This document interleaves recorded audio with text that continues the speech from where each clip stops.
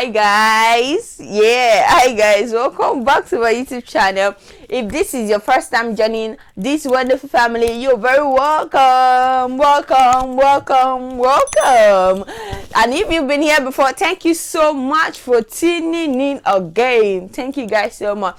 Well, for those who are just joining, my name is Balogudamlola Sheba. I film about motherhood, lifestyle, faith, marriage, and all the good stuff. Yeah, all the good stuff. So thank you so much for joining. So I'm just gonna dive right into this video, okay? Because last time we're talking about my motherhood, the journey to motherhood, and I tried to put you guys on suspense. It didn't go well with me. Yeah, so I'm excited to share the story because I know that it's strengthening someone's faith, and yeah, I know that someone can draw strength from it. So why can't we just dive right into it? All right, so you remember last time we were talking about it, I tried to not say the whole story so that you guys can be on suspense for this week. So that is why I'm going to continue right from where I stopped last time. I was bleeding. Okay, let me just give you guys a little backdrop though. Before then, my first trimester was terrible. Yeah, it was nothing to write home about. And remember, I told you guys that I went to Lawrence to tidy up some things, and I was there in Lawrence with my nephew. Can you imagine? A small boy, yeah, small. But at that time, he was in secondary school. So, in fact, it was even there. It was not even there majorly, not really because of me. It was actually there because he wanted to write an exam, an external exam. So, I enrolled him in a school. That was why he was even there with me in the first place. So, he had gone to school. During my first trimester, I could not eat anything. Yeah, I didn't eat anything. In fact, Gary, I don't know if you don't know what Gary is from. It's like from cassava. I think the leftover cassava that is being dried up or something. That's where they make the Gary from. Then they blend it. So that's what Gary is majorly. So I soak it in water. And then I sieve out the water. You understand? After I allowed it to rest a little bit to, then I sieve out the water. That is the water that I am able to drink. I can't even drink normal water. So that was how bad it was. It was really bad. Really, really bad. Yeah. So, yeah. It was very bad.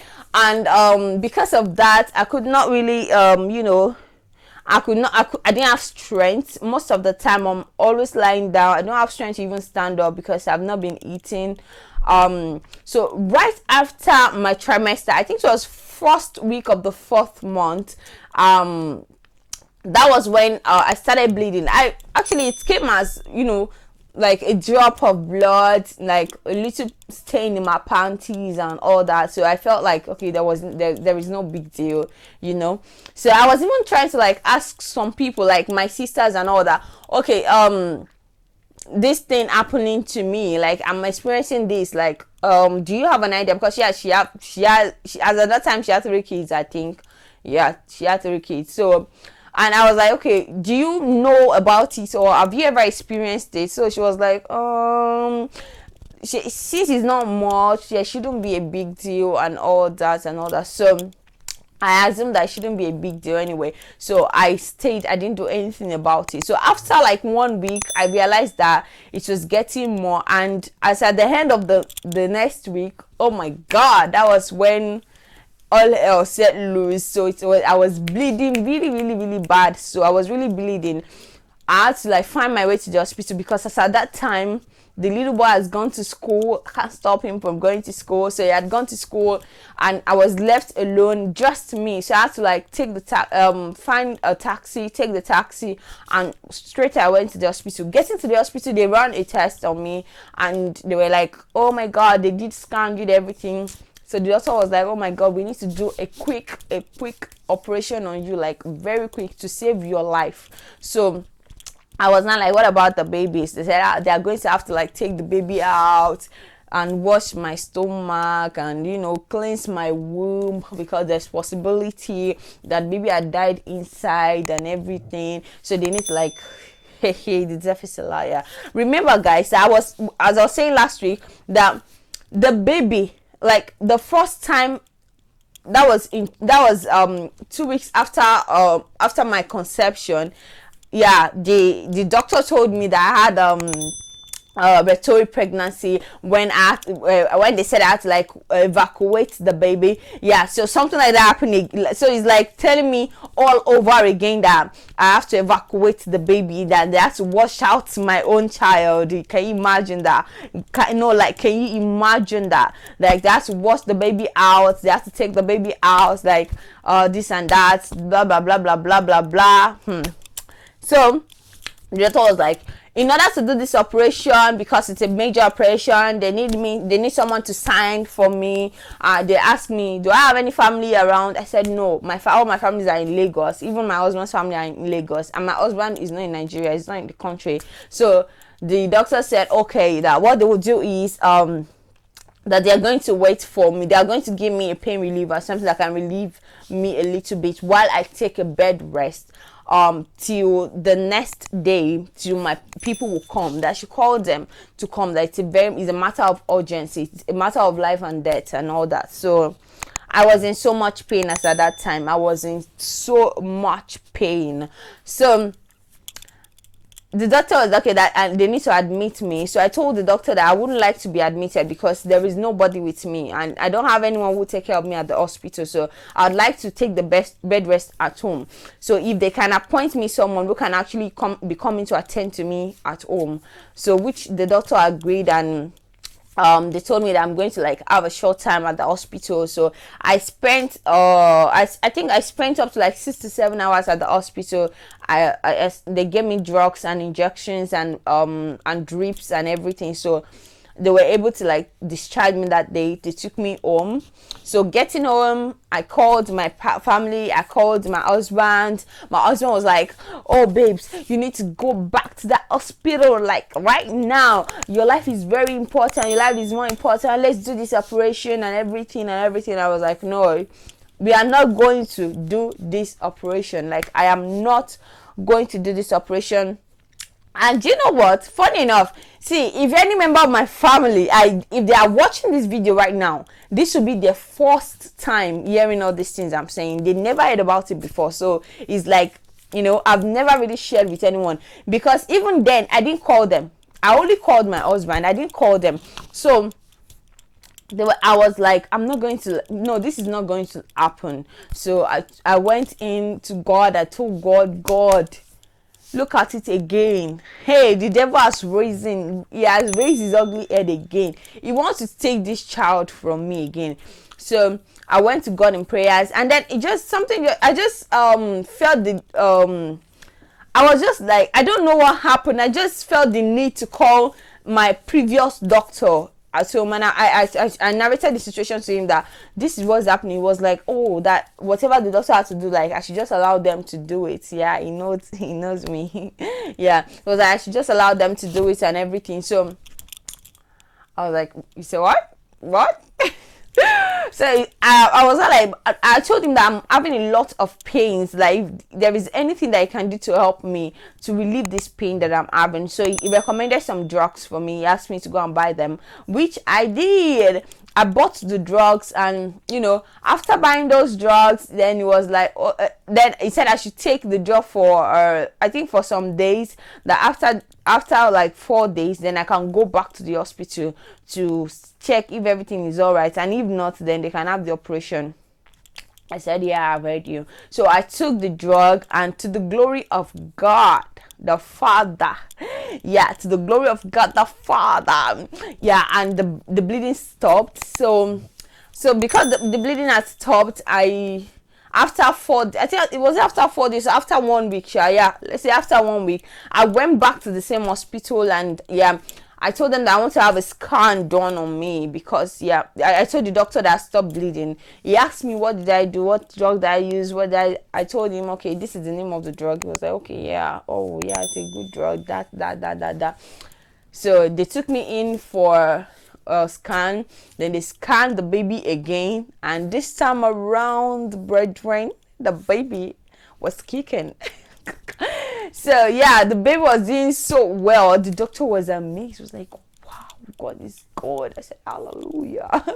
Because yeah, the hospital was actually a church hospital. So yeah, it was like, oh, thank God and everything. So they were happy for me, and I give God the glory, and we were so glad and everything. So from them, I went back home. After then, all was well. For after that week, I was actually like, I took rest. I took another bed rest for like 2 weeks at home. I didn't go anywhere. I didn't do anything. So yeah, that helped me. Then after that 2 weeks, I traveled to Lagos. So when I got to Lagos, few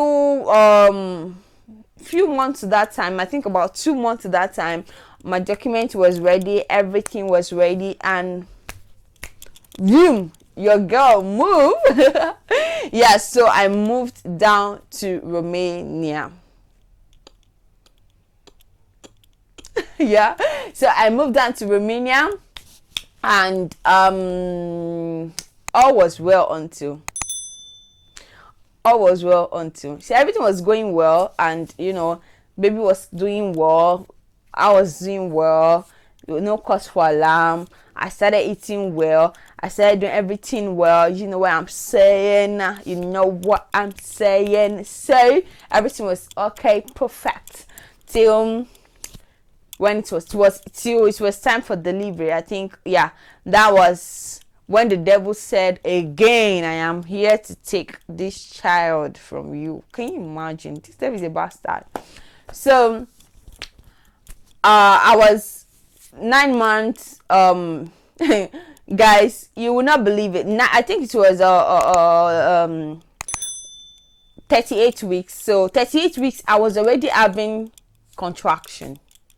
Normal, right? So went to the hospital. The doctor was like, oh, the contraction is normal. It's not yet frequent. So they were like, I should.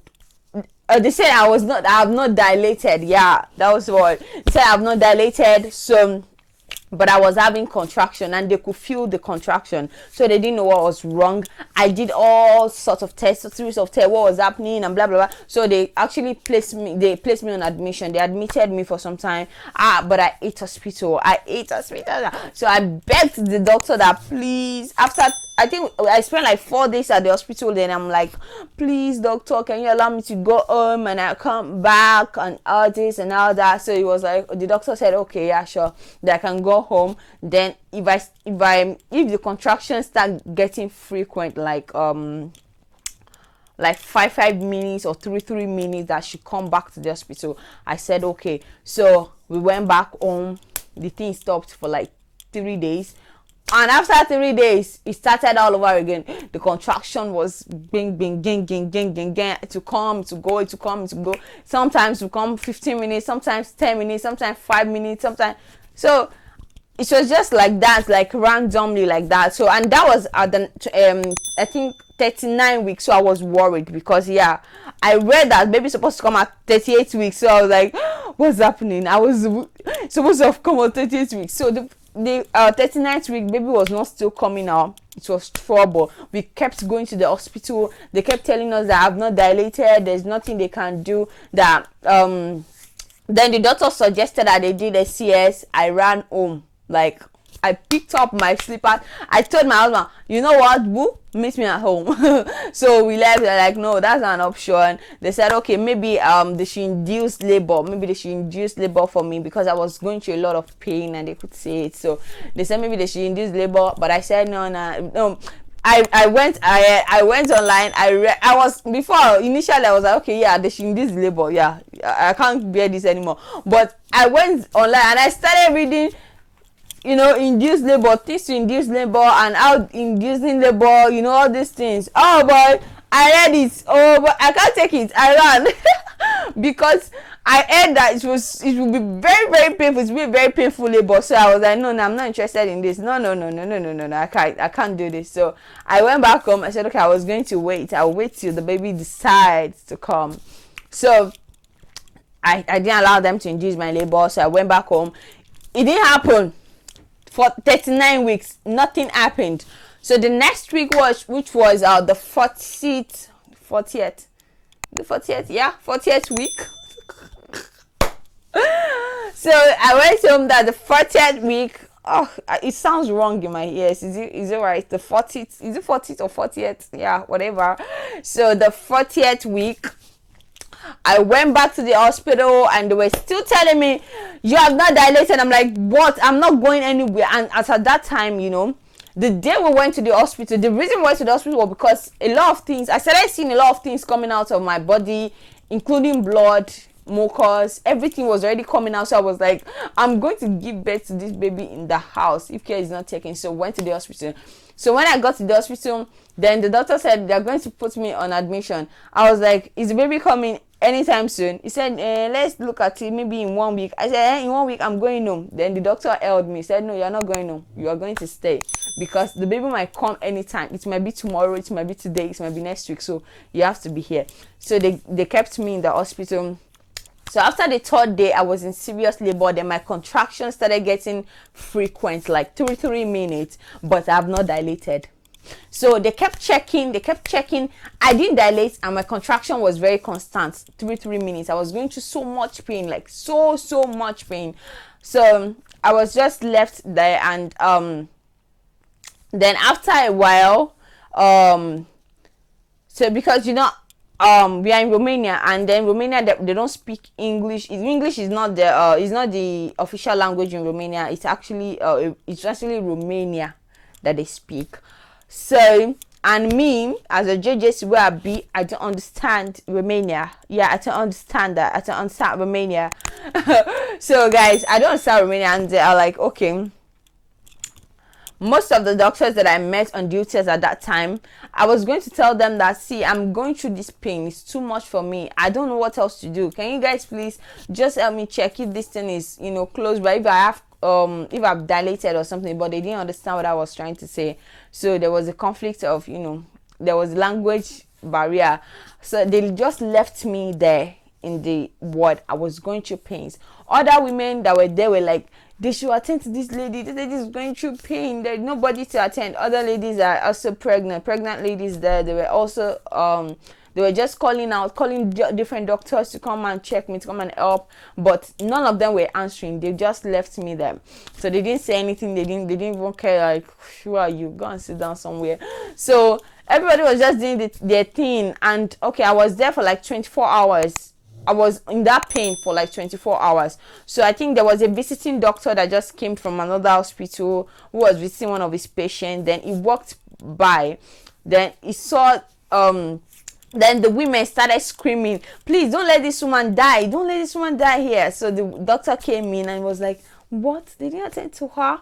And then the doctor went to ask, who is the doctor in charge of this woman? They said the doctor is not on duty. So the man was like, okay, go and prepare the theater that I'm going to do it. Like, so the doctor volunteered to actually help me to deliver the baby. So I went into the theater immediately. He rolled me into the theater, and then the struggle began. I started again. Like, I was not dilating. Like, seriously, my water did not burst. I wasn't dilating. So for hours I was there in pains, in serious pains for if I should calculate all the time together, right, all the time of my labor together, it was actually more than 48 hours, because I've been in labor right there in the other ward with other women for like 24 hours. Then they took me from there to the theater, and I spent about 19 hours in the theater. So it was almost like 40 something hours altogether. So by the time I got to the theater, it was really, really tough for me, and the pain I was going through was too much. So they had to give me anesthesia, and they gave me other pain relief, and and yet this baby, I don't understand. I did not dilate. Oh, hey, Jesus Christ. Oh, I did not dilate still. So it was really tough, and they were just trying to like say, yeah, this girl, you have to dilate. I was like calling this baby to comfort. There is no prayer that I did not pray. I don't think there is any prayer under the sun that I didn't pray. After praying, I said, you know what? I think worship would do it. Then I started worshiping. Oh my God, there is no song that I had not sung. Guys, I sang all the songs. I was exhausted. Like at a point, I was so exhausted. And you know the most annoying thing. Here in Romania, I only have my husband here with me, like no other family member. We don't have any family member here in Romania. It was just me and my husband. And to say that they didn't even allow the only person that I have that could have, give me comfort at that time, they didn't allow him in. They didn't allow my husband in. It was just me. So they made it much more complicated for me, and it was much more harder. It was tedious. So I was just begging God, please, if you're just going to take my life, please just spare the life of this child, please. So after a lot of hours of trying, I think about after about maybe 15 hours of trying, I was tired. So I was almost giving up. I was really tired. Like I was really, really tired. My baby also was tired. So I think at a point she stopped breathing. Again, no. Can you imagine? Again, she stopped breathing. So the doctor, when baby stopped breathing, there's this machine that they have that connects the heart of the baby. They connect the machine through my veins. So the machine actually the machine tells how the heart of the baby is pumping. You get? So if the heart stop pumping like that, it sends a signal, a kind of signal to the doctor's office. You understand? So it gives them this signal. So the moment all of them, I just saw the siren, the thing, you just started bang, bang, bang, bang, bang, bang, bang. Like I was like, what's happening? What's going on? So I was absolutely unconscious at that time, but I was only able to I knew that something was not right, but I could hear the siren, but I don't know what was going on around me.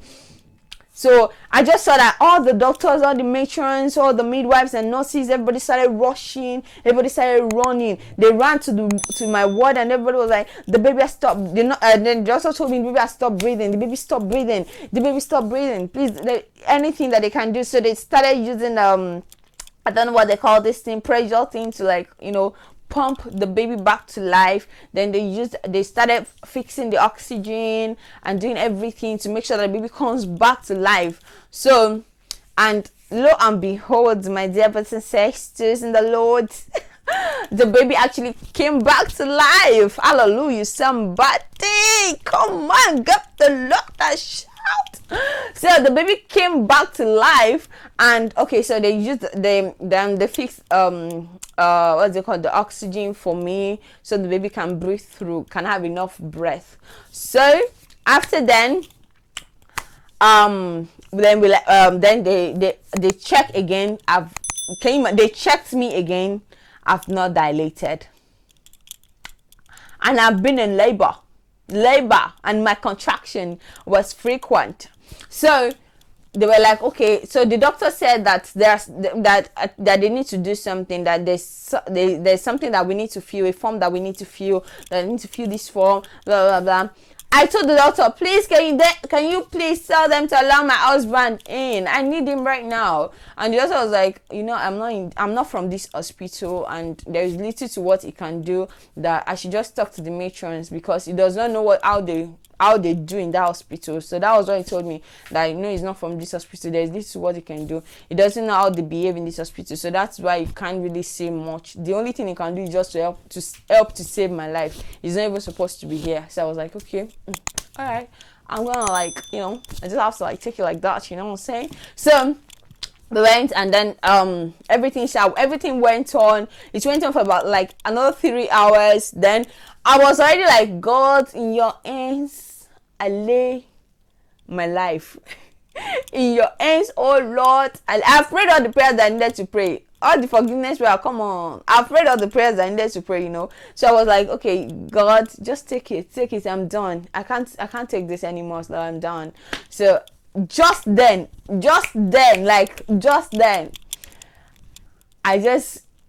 just saw that everybody rushed in, all the doctors and the nurses, they just rushed into the room, and then they just started pressing me. They were like, okay, they need to burst my water, because as at that time, the water had not busted. As at that time, so they had to burst the water. They busted the water, they pushed They asked me to start pushing. Don't give up. They started beating me. Don't sleep, don't give up. Not yet. You can do this. So all those words, and everyone was like, you can do this, push. So I told the doctor, I was like, doctor, he said, yes, you know what? I want to push. The doctor was like, yeah, great, push. And I'm like, doctor, I want to pull. And the doctor was like, don't worry, don't pull, don't worry. Everything you want to do, come on, start doing it. And then the next thing before I knew it, I pulled. Yeah, I pulled before I could say Jack Robinson. Pull, come on, like. And then finally, the midwife, they packed it, and then they put another one. So by the time I was like, I was telling the doctor, I just felt this urge to push. Like there was this great urge to push. I was like, I want to push. So they just said, push. So I pushed, and they were like, oh, sorry, there is an hindrance that they think that the baby can't pass through because something was obstructing something that I don't understand. So they took a scissors, yeah, and the doctor was like, I'm so sorry, I'm going to have to cut you because, and it's going to like be a big mess. I'm sorry, it's gonna be a big mess in there. That was how the doctor was actually telling me. I was like, it's gonna be a big mess in there. I'm so sorry because we have to like cut it very well because the baby can't come out. So as at that time, I don't care what you have to do to bring this baby out. If you have to call the VJ area off, please cut it. So like, cut it, come on, don't even ask for permission, cut this thing. So they cut it, and then they brought and then I pushed, and the baby came out. So, and after then, just took needle and thread and then sewing it. They were just pushing the needle and thread in and out, and then they sewed it, and then the baby came out, and to God be the glory. The baby at first she didn't cry, then they give it, they beat her, and then she started crying. And to God be the glory, that baby girl is 2 years plus now. Hallelujah, somebody. So yeah, I'm going to bring out the show soon. Maybe next video you're gonna see this beautiful damsel that I've been talking about, that girl, child of destiny, that the devil does not want to come to life, but God is bigger. Yeah, this video is already super long, so let me just say bye here, right? Okay, I hope you guys enjoyed this, my story time. If you do, please make sure you give it a thumbs up, and if you do, please make sure you comment in the comment section below and like this video. Please, I beg you, like this video, and please subscribe before you go. God bless you. I'll see you all in my next video. Peace out.